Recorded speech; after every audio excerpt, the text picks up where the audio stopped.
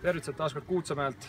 2017 Eesti Disc-Golfi meistrivõistlused on lõppenud ja minuga on meeste ja naiste Open Divisioni võitjad Kristin Tatar ja Silver Lätt ja kõigepealt õnnitlused mõlemale.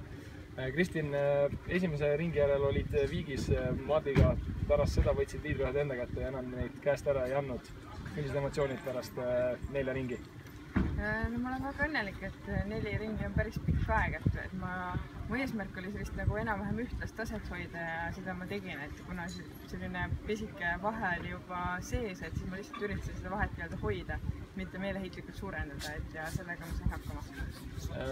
Vahe oli pidevalt selline 5-6 enam-vähem sellist, et see ilmselt annab sellise hea emotsiooni ja ei lisa võib-olla liiga palju pingeid.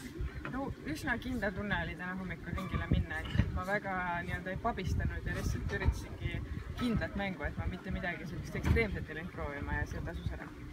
Aga selge, Silver, täna Kuutsamäele läksid veidi taga rollis, küll aga leaderpoolis ja lõpuks suurepärane -11 ring, Kuutsamäe rajakoht rekordi kordamine peaks olema ja ühtlasi ka ühe viskega võit Martin Rottmeistri ees. Õnnitlused ja kuidas kommenteerida oma viimast ringi?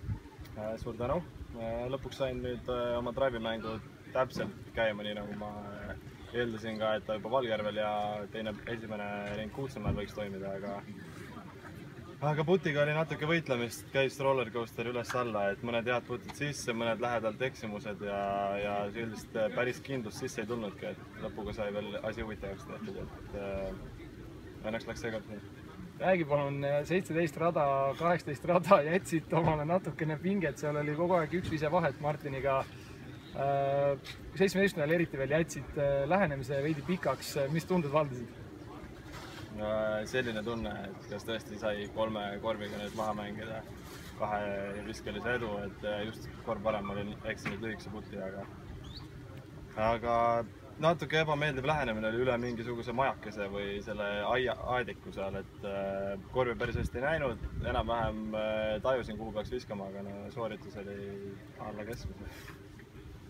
Ja siis eelviimasel korvil ja viimasel korvil seal sellised 8-9 meetri putid. Ütlesid, et putiga oli nagu rollercoaster, aga need 2 tähtsal hetkel. Jah, et otsustavad õnneks läksid sisse. Aga veel kord õnnitlused, värsked Eesti meistrid ja nüüd siis aeg natukene oma töövilju nautida. Tänud! Aitäh!